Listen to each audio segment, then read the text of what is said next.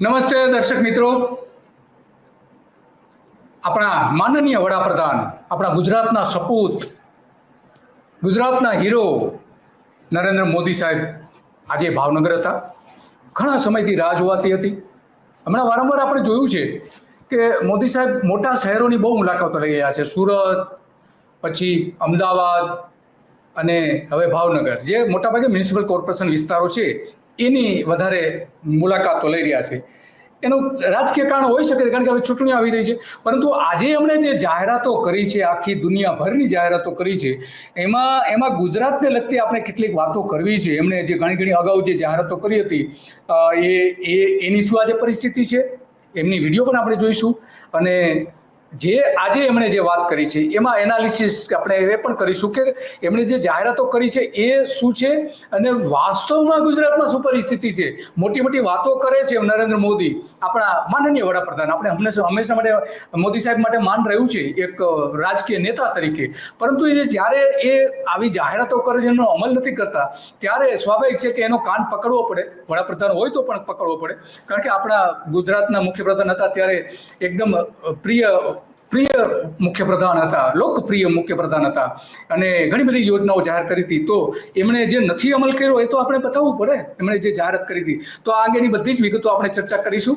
અને ચર્ચા કરવા માટે આપણે આપણી સાથે જોડાઈ ગયા ગિરીશભાઈ જોશી, કે જેઓ જે બંદર ક્ષેત્રમાં સારું એવું એમની પાસે નોલેજ છે, ઘણી બધી વિગતો એમની પાસે હોય છે, અને ઘણી બધી ડિબેટમાં એ ભાગ પણ લઈ રહ્યા છે. તો આપણે ગુજરાતમાં શું પરિસ્થિતિ છે, મોદી અગાઉ શું જાહેરાત કરી હતી, હવે જે નીતિઓ બની રહી છે એ નીતિઓના કારણે ગુજરાતને શું ફાયદો થશે અથવા તો શું નુકસાન થશે, અગાઉ જે મોદી સરકાર અને પહેલાની સરકારોએ શું ભૂલ કરી હતી ગુજરાતમાં, એ પણ આપણે એની પાસેથી જાણવાનો પ્રયત્ન કરીશું. ગિરીશભાઈ, તમારું સ્વાગત છે તો ગુજરાત રિપોર્ટમાં. ધન્યવાદ દિલીપભાઈ. તો ગિરીશભાઈ, આપણા મોદી સાહેબ આવીને ગયા, કેવું લાગે છે પહેલી નજરે આપને? તમે નોર્મલી જુઓ તો હવે પબ્લિકને ટેવ પડી ગઈ છે કે ઈ કોથરા જ લઈને ભેગા જાય છે, કારણ કે ત્યાંથી વચનો કેટલા બધા હોય છે કે થેલીમાં તો આવે નહીં. એટલે એમાં કોઈ નવું આપણને લાગતું નથી. અને હવે એવું લાગે છે કે ચેમ્બર કે ઇન્ડસ્ટ્રીને પણ બહુ જાજો ઇન્ટરેસ્ટ રહ્યો નથી, કારણ કે પ્રેક્ટિકલ તમે જુઓ તો કોઈ પણ બજેટ પહેલા બધા એસોસિએશન તરફથી મંતવ્યો મંગાવવામાં આવતા હોય છે, પણ એના કોઈ અમલ થતા નથી હોતા. કારણ કે જે માણસ ધંધો કરે છે એને જ એની અંદરની વાતોની ખબર હોય કે આગળ શું કરવાનું છે. કારણ કે આજે એક્સપોર્ટ ઇમ્પોર્ટમાં જે બેઠા છે એ તો ગ્લોબલ સિનારીઓ પણ જોઈ રહ્યા છે કે ભાઈ આગળ આપણે કયા દેશની અંદર કયો લાભ મળે તો કરી શકીએ, પણ એ કઈ સંભળાતું નથી. અને એમના મગજમાં જે આવે કે અને એ કહી દે કે ભાઈ મેં કહી દીધું એ પ્રમાણે તમારે વર્તવાનું છે અને કામ કરવાનું છે. એટલે એના લીધે ઘણા બધા નુકસાનો આપણને થયા છે. એમાં આપણે ક્રમબદ્ધ જોઈએ, તમે પોર્ટની વાત કરી તો કોંગ્રેસે આ કર્યું, કોંગ્રેસે તે કર્યું. તો જી ગિરીશભાઈ, આપણે એક મિનિટ, એમણે જે ખાસ કરીને પોલિસી નીતિઓની અલગ જે જાહેરાતો કરી છે એ થોડી પહેલા હમણાં સાંભળી લઈ, પછી ગુજરાતમાં શું એની પરિસ્થિતિ છે એ પણ તમે એમાં સારી રીતે પ્રકાશ પાડી શકશો. बड़े जहाजों को इंफ्रास्ट्रक्चर के रूप में मान्यता दी है. जब किसी सेक्टर को इंफ्रास्ट्रक्चर के रूप में मान्यता मिलती है तो उसे बहुत फायदा होता. તો આ એક જાહેરાત કરી ગિરીશભાઈ કે હવે તો ખરેખર અત્યાર સુધી શું થયું આ બધા શિપ બિલ્ડિંગ માટે, અને હવે જે જાહેરાત કરે છે કે એનાથી મોટો ફાયદો થશે. તો અત્યારે આટલા વર્ષ સુધી કર્યું છું, 25 વર્ષ થયા, 13-14 વર્ષ ગુજરાતમાં અને બાકીના 11 વર્ષ તો ત્યાં દિલ્હીમાં થયા છે. તો આ જે વાત કરી રહ્યા છે ગિરીશભાઈ, શું પરિસ્થિતિ છે ગુજરાતમાં? સાહેબ, નવા આવ્યા ત્યારે કંડલામાં પણ એમણે જાહેરાતો કરી હતી કે એક પહેલી સ્માર્ટ સિટી જે થશે, પોર્ટ સ્માર્ટ સિટી, કંડલામાં બનવાની છે. અચ્છા. અને એના ઉપર અમે લોકો ત્યારે તો આજ તકમાં બહુ સ્ટોરીઓ અમે કરેલી છે કે આજ સુધીમાં પણ જાહેરાતો થયા ને આજે 10 વર્ષ 12 વર્ષ થઈ ગયા, પણ એની અંદર ત્યાં કોઈ જાતનું ડેવલપમેન્ટ નથી. અમે SIR બનાવશું એ એમનો કોમન ફોર્મ્યુલા છે. એટલે સ્પેશિયલ ઇન્વેસ્ટમેન્ટ રિજન તમે બનાવ્યા, પણ એની અંદર જ્યાં સુધી તમારા બ્યુરોક્રેટિક એપ્રોચ, તમારી પરમિશનોની જે લાડ લાગેલી છે એની અંદર બધું નીકળવું, એના માટે બહુ ઇન્વેસ્ટમેન્ટ બહુ ખુશીથી આવતા નથી. કારણ કે તમારે ઈ પોલિસી જયારે આપો છો, એનો એક એક્ઝામ્પલ તમને દઈ દઉં કે આપણે જેમ કહેતા હતા કે આગળની સરકારો કાંઈ નથી કરી, તો પાર્ટીશન પછી મેક્સિમમ સિંધથી જે માણસો આવ્યા કોમને, એ લોકો પછી મેજર છૂટી ગયું હતું, એ હતું કરાચી પોર્ટ. એટલે સરદાર વલ્લભભાઈ પટેલને મળી અને એમણે ઈ જાહેરાત કરી કે ભાઈ અમને કરાચીની બરાબરીનો એક પોર્ટ આપો, અને ત્યાં ઈ કંડલા પોર્ટનો જન્મ થાય છે, જે જવાહરલાલ નહેરુ ઉદ્ઘાટન કર્યું અને લાલ બહાદુર શાસ્ત્રીએ એમને ફૂલ પ્લેજ પરમિશન આપી અને 1965 સુધીમાં તો આપણે કંડલા પોર્ટ ચાલુ કરી દીધો હતો. એટલે આગળની ગવર્મેન્ટો કઈ નથી કરી ખોટી વાત. અને કંડલા પોર્ટ આપણો મેજર પોર્ટ હંમેશા રહ્યો અને નોર્થ ઇસ્ટ માટેનો ગેટવે ગણાતો, કારણ કે અહીંયાથી તમારે ઠેઠ જમ્મુ કાશ્મીર થી મધ્યપ્રદેશ, ઉત્તર પ્રદેશ બધે માલ જે જાતો એ કંડલા ઉતરતો. એટલે ઈ વાત ખોટી છે કે ભાઈ આગળ કઈ ડેવલપમેન્ટ નથી. પછી એના સાથે તમે જુઓ કે પોર્ટની જેવી જાહેરાત થઈ એટલે બહુ ઓછા લોકો જાણતા હશે કે જે પોર્ટ સિટી ત્યાં બનેલા છે કંડલાની બાજુમાં, ગાંધીધામ અને આદિપુર, ઈ એક વ્યક્તિએ બનાવ્યા છે.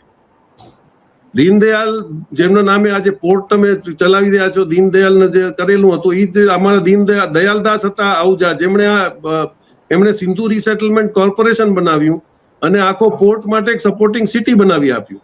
એટલે એવું નથી કે ડેવલપ, ઈ ખરેખર સ્માર્ટ સિટી હતું. એ કચ્છના જ હતા, ત્યાંના જ હતા, કચ્છના ના, સિંધના હતા.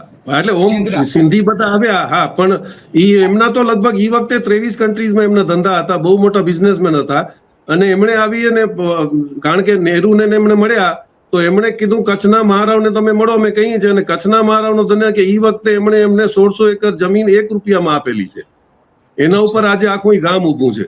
એટલે ધન્યવાદ તો કચ્છના મહારાવનો કરવો પડે, કારણ કે ઈ કરાચી પોર્ટને ક્લાઇમેટ સૂટ થતું હતું એટલે આપણે એ ઓલ્ટરનેટ પોર્ટ તરત જ તૈયાર કર્યો અને બહુ ફાસ્ટ કંડલા પોર્ટનો વિકાસ બી થયું. એટલે આ ઈ રહી પોલિસીની વાત. હવે આપણે ક્યાં ક્યાં ભૂલો કરી એનામાં તમે જુઓ તો એનો મોટો ભાગ છે અલંગનો.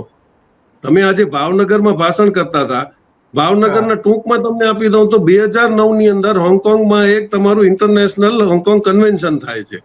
એ કન્વેન્શનમાં એવું 24 કન્ટ્રીઓ ભેગા થઈને નક્કી કર્યું કે આપણે શિપ બ્રેકિંગનો જે ધંધો છે એના માટે આપણે ગાઈડલાઇન્સ ડાઉનલોડ કરીએ. એ બધા એગ્રી કર્યા. ચાઇના અને હોંગકોંગે તરત જ 2009માં અમલ કરી દીધું. આપણે જૂન 2025ની જે ડેડલાઇન હતી એના સુધી આપણે રાહ જોતા રહ્યા. 2017માં તમે જીએસટી લાગુ કરો છો. પહેલો ફટકો અલંગને અહીંયા પડ્યો કે 18% જીએસટી અને એના ઉપર 2.5% પાછી કસ્ટમ ઇમ્પોર્ટ ડ્યુટી પણ હતી શિપ ઉપર. એટલે શિપો મોંઘી થવા માંડી. 2011-12માં જે તમારા વર્ષોમાં 415 શિપો આવી હતી એ તમારી આજે ગયા વર્ષમાં અત્યાર સુધીમાં 85 જ આવી છે. એટલે 415 અને 85 નો તમે ડિફરન્સ ગણી શકો છો કે ધંધો કઈ હદે ટૂંકો થયો અને ઓછામાં ઓછા ત્યાંથી 30 થી 35 હજાર માણસોની નોકરી જતી રહી છે. એનું કારણ એક કહ્યું કે ગુજરાત મેરીટાઈમ બોર્ડ જમીન આપતું હતું અને કન્વેન્શનને લાગુ શિસ્તબદ્ધ કરવાની બદલીમાં તમે લોકો સીધો એના ઉપર કાનૂન થોપી દીધો કે હવે તમારે સેફટી મેજર્સ આટલા કરવાના. પછી જે તમે કન્વેન્શનમાં એવું નક્કી હતું કે શિપ આવે તો પહેલા પોતાનું હેઝર્ડસ મટીરિયલ ડિક્લેર કરે, એનું ઇન્સ્પેક્શન થાય. ઈ ઇન્સ્પેક્શન કે પછી તમે એનો ડિસ્પોઝલ કેમ કરશો ઈ તમારે આખા ગાઈડલાઇન્સ આપવા પડે. એટલે ઈ બધો ખર્ચો એડ કરતા તમારે એટલું બધું મોંઘું પડ્યું કે ઈ શિપ બ્રેકિંગનો જે મેજર ધંધો હતો એ તમારે પાકિસ્તાન, શ્રીલંકા અને બાંગ્લાદેશ શિફ્ટ થઈ ગયું. કારણ કે એ લોકોએ કન્વેન્શનમાં સાઇન તો કરી હતી પણ એટલું બધું કઈ નોર્મ્સ એધર નહોતા કરતા. એટલે 18% અને 18% જે તમને ટેક્સમાં માર પડ્યો એનો ધંધો તમારો વિખેરાઈ ગઈ અને તમારા ત્રણેય આજુબાજુના દેશોને મળ્યું. જી, એક પરફેક્ટ ઘરનું સપનું એને સાકાર કરશે કોણ? Shrinathji group of companies. 10 વર્ષ પહેલા Dakshesh Shah started his journey એક સિમ્પલ ડ્રીમથી. બધાનું ડ્રીમ હોમ બનાવવાનું સપનું, એ પણ અફોર્ડેબલ પ્રાઇસમાં. 2015 થી હજારો ફેમિલીઝનું સપનું પૂરું કર્યું છે. તો તમે કેમ પાછળ રહી જાઓ? આજે જ મુલાકાત લો શ્રીનાથજી સામ્રાજ્ય અને સ્વસ્તિક પાર્કની અને તમારા સપનાને એડ્રેસ આપો.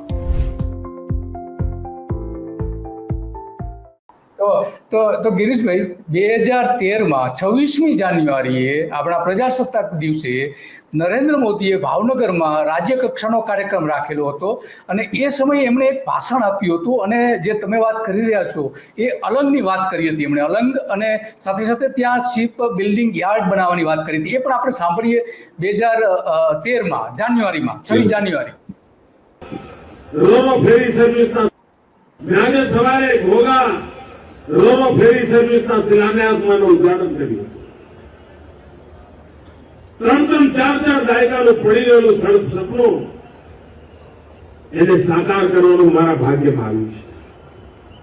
મારે માટે આનંદની ઘડી છે. એવો વિકાસનો રૂપ બદલાશે હું બરાબર જોઈ શકું છું. તો આ જે વાત કરે છે ગિરીશભાઈ, તમે જે વાત કરતા હતા કે ખરેખર રોરો ફેરી સર્વિસ સામે શું મુશ્કેલીઓ અત્યારે પણ પડી રહી છે, પહેલા જે રિપોર્ટ આવેલો હતો તો એનાથી અત્યારે શું એમને મુશ્કેલી પડી રહી છે રોરો, કારણ કે બહુ સારી રીતે ચાલતી નથી, ઘણા બધા લોકો ફરિયાદ પણ કરતા હોય છે. દિલીપભાઈ, મેરીટાઈમ વર્કિંગ જે છે ને એની અંદર ફક્ત તમારો રસ્તો કાઉન્ટ નથી. આપણે ગાડીમાં નક્કી કરીએ કે આ 15 કિલોમીટરની એવરેજ આપશે, એવું શિપમાં નથી હોતું. શિપની તમારી જે કન્ઝમ્પશન છે ફ્યુલનો, એ તમે અગેન્સ્ટ ધ વિન્ડ શોર જાઓ છો, અગેન્સ્ટ ધ વોટર જાઓ છો કે ફેવરેબલ વોટરમાં જાઓ છો, એના પ્રમાણે એનો એવરેજ નીકળે. હવે તમે અનઓફિશિયલી મેરીટાઈમના એક્સપર્ટ્સથી વાત કરો. અમે એ વખતે જયારે રોરો સર્વિસ ચાલુ કરી ત્યારે અમે લોકો શોધતા હતા કે ભાઈ આની અંદર શું શું મુસીબતો પડે, તો એમણે એમ કીધું કે ખંભાતમાં પાણી ભટકાયા પછી જે પાછું આવે છે એના સાયકલ ડબલ થઈ જાય છે. એટલે સાયકલ ડબલ થયામાં તમારે રીતસર ક્રોસ કરી નહીં જવું છે, તો તમારી મેક્સિમમ એની અંદર ફ્યુલ કન્ઝમ્પશન થશે, એટલે તમે એનો એવરેજ કોસ્ટ નહીં કાઢી શકો. એટલે તમે એ રૂટ જ મેરીટાઈમ સાયન્સ પ્રમાણે ક્વોલિફાઈડ ન થાય, કારણ કે કાં તમારે દરિયો જેમ જતો એમ જવું પડે, કાં એના વિરોધ જવું પડે. તો જો તમે એને ક્રોસમાં જાઓ તો તમારે એટલી બધી મુસીબત પડે કે તમારું ટ્રાવેલિંગ ટાઈમ વધી જાય. એટલે રોરો સર્વિસ પ્રેક્ટિકલી હતી જ નહીં. એ એક્સપેરિમેન્ટ એમણે માંડવી જામનગરમાં પણ કર્યું, પણ ચાલ્યું નહીં. એ પરિસ્થિતિ માંડવી જામનગરના કચ્છના અખાતમાં બી હતું, કારણ કે પાણી જાય અને ભટકાઈને પાછું આવે. એટલે ઈ સિસ્ટમની અંદર તમે આખા બે વેવ્સની અંદર ક્રોસ કરીને ન જઈ શકો. એટલે પ્રેક્ટિકલ નહોતું. પણ સાહેબને કોઈની સલાહ માનવાની જરૂર નથી. અને ગુજરાત મેરીટાઈમ બોર્ડનું કામકાજ તમને ખબર છે કે મેક્સિમમ, મને કોઈ કહેવામાં શંકા નથી, કારણ કે મેં તો એ લોકો સાથે કામ કર્યું કે મોસ્ટ કરપ્ટ ડિપાર્ટમેન્ટ અને ઇનએફિશિયન્ટ ડિપાર્ટમેન્ટ. આજે માંડવીની અંદર 450 વર્ષ જૂનું શિપ બિલ્ડિંગનો જે ધંધો હતો સારામાં સારો, એને ખલાસ કરવામાં મોટામાં મોટો ભાગ ગુજરાત મેરીટાઈમ બોર્ડનો છે. તમે ત્યાં રીતસર જે શિપો બનાવતા વાણ, અને ઈ વાણ આપણા ઈ વખતે લંડન પેરિસ સુધી બી ગયેલા છે, ગલ્ફ સુધી ગયેલા છે, અને એ તો કચ્છના મહારાવે ઉભો કરેલો. ને માંડવીનો દરિયો એટલો કમ્ફર્ટેબલ હતો કે તમે ક્રીકની અંદર આવો ને તો પાણી બધું ઉતારી શકે, શિપ બનાવી શકે અને પછી ભરાવીને ઓફલોડ કરી શકે. અને આટલા વર્ષનો ધંધો ચાલતો જ હતો. 1000, 1200, 1500 ટનના વાણો બનવા માંડ્યા હતા. પણ ઈ જે ત્યાં એલોટમેન્ટ આપતો પટ્ટાનો, ઈ પટ્ટાની જમીનની વેલ્યુ 10 રૂપિયા હોય, પણ ઈ સામે એ લોકો 10,000 ને 20,000 રૂપિયા લઈ અને પછી એલોટ કરતા હતા. એમાં કરપ્શન વધ્યું, કોસ્ટ વધી, અને ધીરે ધીરે માંડવીનો પણ વાણ વાટાનો જે બનાવવાના વાણનો ધંધો હતો એ ખતમ થઈ ગયો. એટલે તમારી પોલિસીનો કયા વર્ષથી સૌથી વધારે ખતમ થયો, કેટલા વર્ષ થયા એને? માંડવી ખતમ થઈ ગયું ને લગભગ 20-25 વર્ષ થઈ ગયા. એટલે ટૂંકમાં જે નરેન્દ્ર મોદી મુખ્યપ્રધાન બન્યા પછી આખી પરિસ્થિતિ ઊભી થઈ હતી, હે ને? તો આ અલંગ વિશે જે વાત કરી હતી પણ સાંભળી. હા, અલંગમાં જે આપણે વાત કરી કે તમારી 2010-11માં જે 415 શિપો આવતી હતી વર્ષની, અને અલંગ જેટલી પણ શિપો બ્રેકિંગ થતી એની ત્રીજો ભાગ ઇન્ડિયામાં અલંગમાં જ કરાતું, અને અલંગ વ્યવસ્થિત ચાલી રહ્યું હતું. પણ હોંગકોંગ કન્વેન્શનમાં તમે સાઇન કર્યા પછી તમને ખબર હતી કે શું નિયમો લાગુ કરવાના છે, પણ તમે કર્યા નથી. એટલે પછી છેલ્લે તમે કરવા ગયા ત્યારે બધી ગડબડો અને હોવાબાળો થયો. પછી તમે ત્યાં કન્વેન્શનમાં એવું હતું કે તમારે મેડિકલ ફેસિલિટી, તમારે એમ્બ્યુલન્સ સ્ટેન્ડ બાય હોવી જોઈએ, તમારે ફાયર બ્રિગેડ સ્ટેન્ડ બાય હોવો જોઈએ, હેઝાર્ડસ વેસ્ટનો ડિસ્પોઝલ, એની આખી એક પ્રક્રિયા હોય. હવે એમાં એટલા બધા કાગળિયા થયા કે શિપ બ્રેકિંગની અંદર કોઈ મલ્ટીનેશનલ કંપનીઓ નહોતી કામ કરતી. આ બધા જે નાના નાના શિપ બ્રેકરો હતા એ ભેગા થઈ અને ત્યાં કામ કરતા. એમના એધરન્સ માટે તમે એજ્યુકેશન માટે કોઈ કામ કર્યું નહીં, અને પછી દંડા લઈ અને અધિકારીઓ પહોંચી ગયા કે ભાઈ આ નહીં ચાલે અને ઓલું નહીં ચાલે, હેઝાર્ડસ વેસ્ટ કરો છો ને આટલી પેનલ્ટી. એટલે તમે જેમ દંડ ઠોકવા માંડ્યા તો એટલો બધો માર્જિન હતો નહીં. પછી એમાં એડિશનલ એક ધક્કો ક્યારે લાગ્યો, જ્યારે તમે એને BIS સ્ટેન્ડર્ડ લાગુ કર્યો. હવે તમારા બ્યુરો ઓફ ઇન્ડિયન સ્ટેન્ડર્ડ્સની અંદર તમે જે લોખંડ લઈ આવ્યા એ BIS સ્ટેન્ડર્ડને ક્વોલિફાય કરે છે. હવે એ ભંગારમાં લઈ આવેલો શિપ માણસ એ BIS નો સર્ટિફિકેટ ક્યાંથી મેળ કરે? એટલે ધીરે ધીરે તમારે રિસાયકલિંગ જે કંપનીઓ હતી સ્ટીલની, એના ઉપર પણ પ્રેશર આવવા માંડ્યું. એટલે તમારો GST, ઇમ્પોર્ટ ડ્યુટી, BIS આ બધું ભેગું થઈ અને તમને અલંગને હાથે કરીને મૃતપ્રાય કર્યું એવી પરિસ્થિતિ લાગે છે. અને એની સામે જાણતા અજાણતા તમે બે દેશોને લાભ કરી દીધા, ધેટ વોઝ પાકિસ્તાન અને બાંગ્લાદેશ. જી. તો આ એ આગળ વાત કરી રહ્યા છે 2013 ની, એ પણ સાંભળી. અને એની સાથે સાથે આપણું અલંગ શિપ બ્રેકિંગ યાર્ડ તરીકે દુનિયામાં જાણીતું થયું, પણ આપણે ત્યાંથી આગળ વધ્યા જ નહીં. કેટલા દાડા સુધી ભાંગફોડ કર્યા કરી, બહુ થયું ભાઈ, બહુ શીખ તોડ્યા, ઘણા કાટમાળ વેચ્યા. હવે મારે નવી દિશામાં લઈ જવું છે, અને એટલા માટે 175 કરોડ રૂપિયાના થી મરીન શિપ બિલ્ડિંગ યાર્ડ અહીંયા ઉભા કરવાનો સરકારે વિચાર્યું. શિપ બનાવવાનું કામ અહીંયા થશે. અહીંના નૌજવાનોનું કૌશલ્ય સમુદ્ર પાર કરવાનું સાધન બનાવશે. કૌશલ્યની વાત કરીએ, નવું શિપ બિલ્ડિંગ યાર્ડની વાત કરી રહ્યા છે. મહુવા પાસે પણ બનાવવાનું હતું, એ પણ બન્યું નહીં. ત્યાં અલંગમાં પણ ન બન્યું. તો આ બધી વાતો જ છે ગિરીશભાઈ મોદી સાહેબની. સાહેબ, તમે કમ્પેર કરી લો કે આપણી પાસે સૌથી જૂનું એક કોચિન શિપ બિલ્ડિંગ યાર્ડ હતું કેટલા વર્ષોથી, અને એ ગવર્મેન્ટના અંડરમાં હતું. એને કઈ ઇમ્પ્રુવમેન્ટ થઈ નહીં. આજે આપણે વર્ષમાં એક શિપ માન કાઢીએ છીએ, ચાઇના 3 મહિનામાં એક શિપ કાઢી રહ્યું છે. એટલે આપણે એ ફરક જો જોવા જઈએ કે ઇન્ફ્રાસ્ટ્રક્ચર ફેસિલિટીઓ જ્યાં સુધી તમે નહીં આપો, હાલની તારીખમાં તમે કદાચ કોઈ પોર્ટના ચેરમેનોને ફોન કરો તો એમના એપ્રોચ રોડની મોટામાં મોટી રામાયણ હોય છે. કંડલામાં તો અમે રહીએ એટલે અમને ખબર છે કે કંડલા પોર્ટનો કનેક્શનનો રોડ આજે પણ એટલો ઇનકમ્ફર્ટ, કારણ કે જ્યાંથી 2 થી 3 હજાર ટ્રકો રોજ અપડાઉન કરતી હોય, એ બી હેવી વેઇટની, તો તમે એને કેવી રીતે મેન્ટેન કરશો અને કેવી રીતે તમે જો એને સગવડ નહીં આપો તો કેવી રીતે ટ્રાન્સપોર્ટેશન ચાલશે? પછી આધુનિક થવાના ચક્કરમાં તમે પોર્ટ ઉપર આઈરિસ સિસ્ટમ ચાલુ કરી કે ડ્રાઈવરની આંખ મળે ઇન્ટરનેશનલ એરપોર્ટની જેમ તો જ ગેટ ખુલે. હવે આપણે અહીંયા 8મી ને 9મી પાસના છોકરાઓના વાંધા છે, એમાં તમે પીએચડી જેવી બધી સિસ્ટમો લગાડવા જાઓ તો એ ફેલ થવાની છે. એટલે આપણે શું ઇમ્પ્લિમેન્ટ કરવું છે, સાહેબને વાલા થવા માટે અધિકારીઓ એટલું બધું ઇમ્પ્લિમેન્ટ કરીને પ્રેશર કરી નાખે જેની પાછળ કોઈ બેકગ્રાઉન્ડ છે જ નહીં. કારણ કે આપણે જાહેરાત જ કરવાની છે, પછી એનું અમલીકરણ થાય કે ન થાય એ અલગ વાત છે. એટલે આ જ પરિસ્થિતિ આવીને ઉભી રહી છે કે તમે જ્યાં સુધી ઇન્ડસ્ટ્રીઝ વાળાઓની સલાહ લઈ એમની ફેસિલિટી માટે કંઈ નહીં કરી શકો. આજે તમને ગળામાં ડૂચું આવી ત્યારે તમને જીએસટી ઓછું કરવું પડ્યું, કારણ કે સિમ્પલ ઇકોનોમિક્સની સિસ્ટમ છે કે જ્યાં સુધી વાપરનારના જેબમાં પૈસા નહીં આવે ત્યાં સુધી તમારી ઇકોનોમી આગળ બૂસ્ટ થશે નહીં, કારણ કે વાપરવા વાળા જ પાસે આજે પૈસા નથી. તો એની બદલીમાં તમે કંઈ કર્યું નથી, એનો ફરક કરે. અને જાહેરાત તો એમણે કોટનમાં કિસાનોને પણ કરી હતી કે જ્યાં જ્યાં કોટન ઉગે છે ત્યાં જ હું જીનિંગ અને પ્રેસિંગની હું મિલો નાખી દઈશ, અહીંયાથી ટેક્સટાઇલમાં કપડા બની અને એક્સપોર્ટ થશે. અત્યારે ઓલા કપાસ પોતાનું ગાદલા બનાવી અને ખેડૂતો સુએ છે, બાકી કપાસનો કોઈ ઉપયોગ જ નથી થતો. સુરેન્દ્રનગર, મને યાદ છે, આ તમારી વાત સાચી કહી. મને યાદ છે સુરેન્દ્રનગરમાં સભા હતી ત્યારે એમણે કહ્યું હતું કે સુરેન્દ્રનગરનો તમામ કપાસ અહીંના જ ખેડૂતો પોતે બનાવે, કાપડ બનાવે, એ પ્રકારની હું અહીંયા વ્યવસ્થા કરી રહ્યો છું. એટલે એ તમારી વાત સાચી છે, એમણે જાહેરાત કરી હતી. એટલે કોઈ પણ ચીજને કઈ એવું અને એનું ઇમ્પ્લિમેન્ટેશન કરવું, એના માટે તમારી પાસે આખી ટીમ હોવી જોઈએ અને ફોલોઅપ હોવું જોઈએ. પણ આપણને એમ ખબર છે ને, કારણ કે એમને સૌથી મોટો એડવાન્ટેજ છે કે મને ખબર છે કે હિન્દુસ્તાનની પબ્લિક 24 કલાક પછી બધું ભૂલી જાય છે, એટલે બોલી નાખવામાં કઈ વાંધો જ નથી. એટલે એવા સ્માર્ટ સિટી કેટલા અનાઉન્સ કર્યા, પહેલો પોર્ટ સિટી અનાઉન્સ કર્યો તો એની પરિસ્થિતિ આજે એવી જ હતી જે આજથી 11 વર્ષ પહેલા હતી. એટલે કોઈ જાતનું ઇમ્પ્લિમેન્ટેશન નથી અને જાહેરાત કરો, અને એ જ તમારા આંખ બંધ કરવાથી આજે અલંગની પરિસ્થિતિ તમે જોઈજો. એનો તમને 2 દાખલા બીજા દઈ દઉં કે ટિમ્બર, તમે જો આખા દુનિયાથી સૌથી મોટું ટિમ્બર ઉતરતું કંડલામાં, અને ટિમ્બર ઉતર્યા પછી ત્યાંથી 123 મિલો આવી. 100 મિલો આવ્યા પછી ત્યાં લાકડું કપાઈ અને આખા હિન્દુસ્તાનમાં સપ્લાય થતું. એમાં ભૂસો નીકળતો એટલે એની એન્સિલરીમાં બોર્ડ મેકિંગ કંપનીઓ પણ આવી જે પ્લાયવુડ બનાવતી. સડનલી તમે લોકો એને સર્ટિફિકેશનમાં લઈ લ્યો છો કે ભાઈ ક્વોરન્ટાઇન સર્ટિફિકેટ તમારે ફોરેન કંપનીથી લઈ આવવાનો, એ મેળ કરતા હતા. પણ ક્વોરન્ટાઇન ડિપાર્ટમેન્ટ એવો કરપ્ટ હતો કે એ મન ફાવે એટલા પૈસા માંગતો, એને મંજૂર હોય તો કરે. આજે પરિસ્થિતિ શું છે, બધી ફેક્ટરીઓ નીકળીને આફ્રિકા ચલી ગઈ. કારણ કે જો ટિમ્બર આફ્રિકાથી જ લાવીને અહીંયા કરવું અને આટલી બધી કનડગત હોય તો એ લોકો આફ્રિકા અત્યારે સૌથી વધારે લાભ આપી રહ્યો છે, કારણ કે આફ્રિકાની ઇકોનોમી દિવસે ને દિવસે વધતી જાય છે.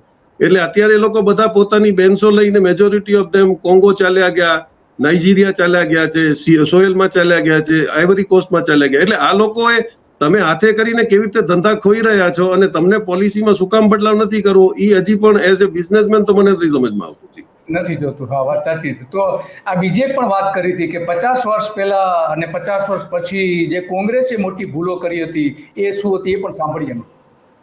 देश का कितना नुकसान हुआ है, કોંગ્રેસે કેટલું નુકસાન કર્યું છે એની વાત કરી. देश का कितना नुकसान हुआ है, इसका एक बहुत बड़ा उदाहरण हमारा शिपिंग सेक्टर है. आप भी जानते हैं कि भारत सदियों से दुनिया की एक बड़ी समुद्री ताकत था। हम दुनिया में शिप बिल्डिंग के सबसे बड़े सेंटर हुआ करते थे। भारत के तटीय राज्यों में बने जहाज देश और दुनिया के व्यापार कारोबार को गति देते थे। यहां तक कि आज से 50 साल पहले तक भी हम भारत में बने जहाजों का उपयोग करते थे। उस दौर में भारत का 40% 40% से अधिक इंपोर्ट एक्सपोर्ट देश में ही बने जहाजों से होता था। તો 50 વર્ષ પહેલાની વાત કરે છે ગિરીશભાઈ, તમે જે વાત કરી કે હવે આ 25 વર્ષમાં બધું ખતમ થયું છે. કંડલાની વાત કરી તમે કે ત્યાં પણ એવું પરિસ્થિતિ ઊભી થઈ. તો આ મોદી સાહેબ જે વાત કરી રહ્યા છે કેટલા અંશે સાચી છે? એક પરફેક્ટ ઘરનું સપનું એને સાકાર કરશે કોણ? Shrinathji group of companies. 10 વર્ષ પહેલા Dakshesh Shah started his journey એક સિમ્પલ ડ્રીમથી. બધાનું ડ્રીમ હોમ બનાવવાનું સપનું, એ પણ અફોર્ડેબલ પ્રાઇસમાં. 2015 થી હજારો ફેમિલીઝનું સપનું પૂરું કર્યું છે. તો તમે કેમ પાછળ રહી જાઓ? આજે જ મુલાકાત લો શ્રીનાથજી સામ્રાજ્ય અને સ્વસ્તિક પાર્કની અને તમારા સપનાને એડ્રેસ આપો.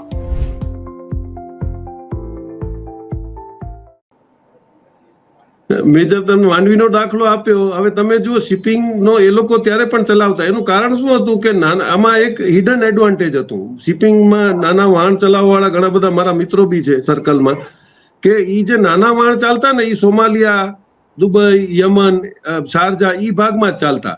અને એનો મોટો એડવાન્ટેજ શું હતો કે ઓછો પ્રોડક્ટ ત્યાં જાતો અને આવતો બે જગ્યાએ. અહીંયાથી એ લોકો બકરા લઈ જાય તો ત્યાંથી એ લોકો ખજૂર લઈ આવે. એ બધી સિસ્ટમ વર્ષોથી ચાલતી હતી. અને જો સોમાલિયા અને યમનમાં એ લોકો છૂટથી જઈ શકતા, કારણ કે ત્યારે ચાચિયાઓ વાણવાળાઓને હેરાન ન કરતા, કારણ કે એમ થતા કે ભાઈ એ લોકો ગરીબ છે. તો ઘણા બધા વેપારીઓ છૂટકમાં પણ નાના વાણોનો ઉપયોગ કરતા અને આપણો ધંધો વ્યવસ્થિત ચાલતો હતો. હવે એની અંદર તમે સડનલી 10 વર્ષ પહેલા એવો નિયમ લઈ આવ્યા કે ભાઈ 1200 ટન કે 1500 ટનથી વધારે પાસિંગ વાળું જે વાણ હશે એને તમારે શિપિંગમાં રજીસ્ટર કરવું. હવે એક વાણને રજીસ્ટર કરવો અને એક શિપિંગને રજીસ્ટર કરવું એમાં કેટલોય ફરક હોય છે. કારણ કે મોટી શિપમાં રજીસ્ટર કરવા જાવ તો લાખો રૂપિયાની ફીસ પડે, લાખો રૂપિયાના એના તમારે ઇક્વિપમેન્ટ્સ લગાડવા પડે. એટલે એ ધીરે ધીરે કરીને વાણવટાનો ધંધો એવી રીતે ખતમ થયો. પછી તમે જુઓ તો ડીઝલના ફેરમાં જે ફરક આવતો કે એ લોકો દુબઈ જાય. એનો મોટો એક ડ્રોબેક હું તમને કહું કે વાણના એન્જિનો અહીંયા એક ખાલી મહેન્દ્ર કંપની બનાવતી. તો ઈ તમે કંપનીને જે એ લોકો લેતા એમાં 45 લાખ રૂપિયાનું તો તમારે ડ્યુટી પડતી હતી. એટલે આ લોકો વાણ બનાવે, ખાલી ખોખું દુબઈ લઈ જાય અને દુબઈમાં ઇમ્પોર્ટેડ મશીન લગાડે તો એને 40 લાખ રૂપિયાનો ફાયદો થાય.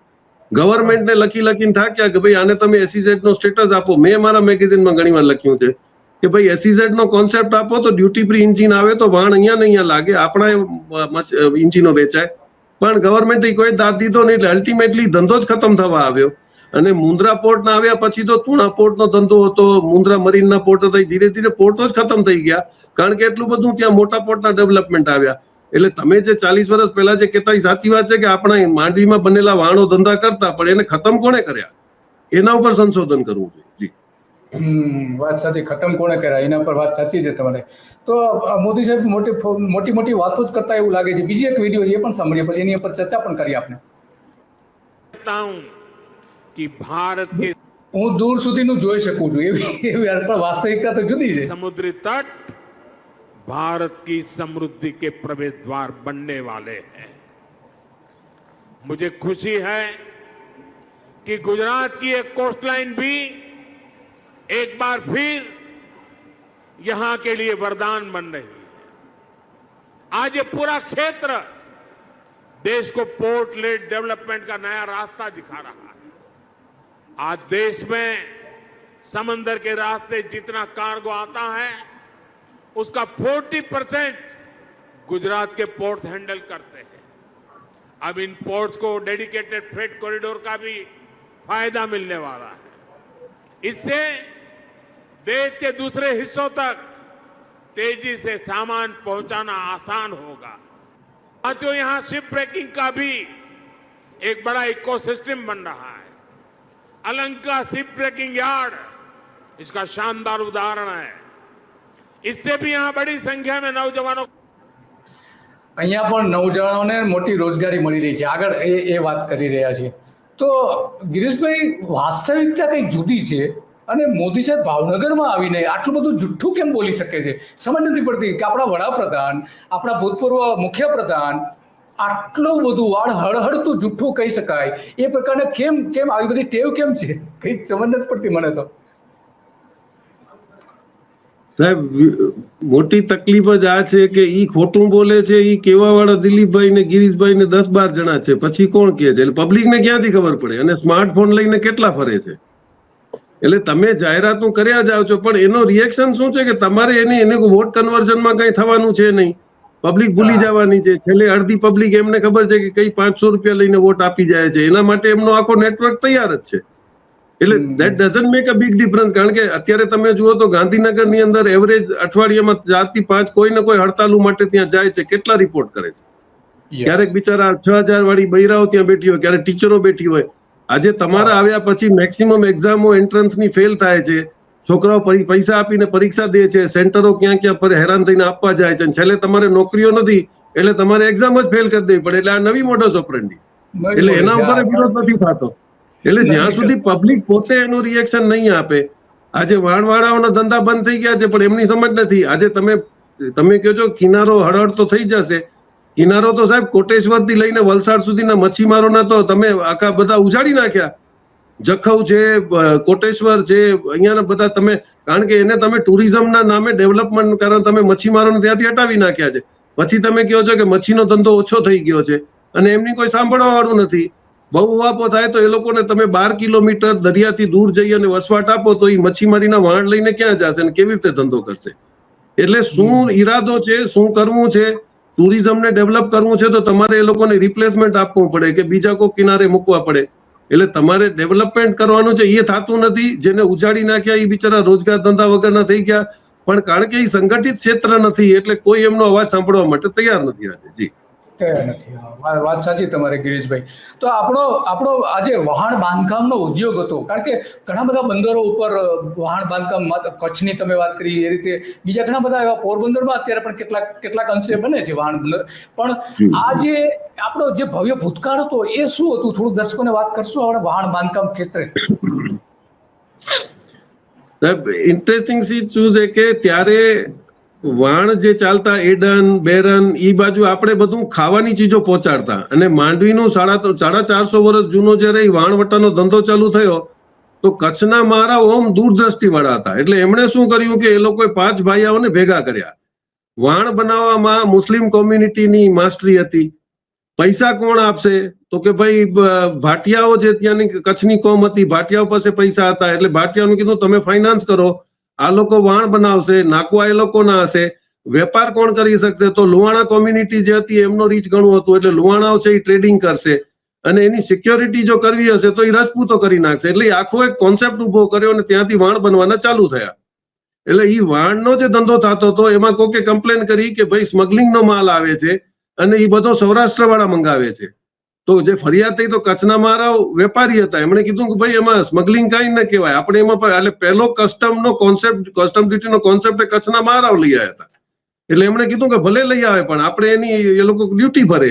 એ ડ્યુટી ભરી અને બધો માલ આવવાનું ચાલુ થયો. ત્યારથી કચ્છની ત્યારે ઓલા કપડા આવતા, ઘડિયાળ ને બધું ત્યાંથી આવતું ગલ્ફમાંથી. એટલે એ રીતે ધંધો ચાલુ થયો. પણ જો માંડવી બીચ ઉપર જાઓ, જૂના પોર્ટ ઉપર, તો આજે બી તમે જુઓ તો એટલું એક્સિલન્ટ પ્લાનિંગ હતું કે ત્યાં બેકવોટર વોલ બનેલી છે જે 350 વર્ષ જૂની છે. એ બેકવોટર વોલ એટલા માટે કે એ વખતે કોઈ પણ ટેકનિક વગર એમણે કમસે કમ ત્યાં 30 મીટરની એક દિવાલ બનાવી છે જે સુનામીથી બચાવી શકે તમને.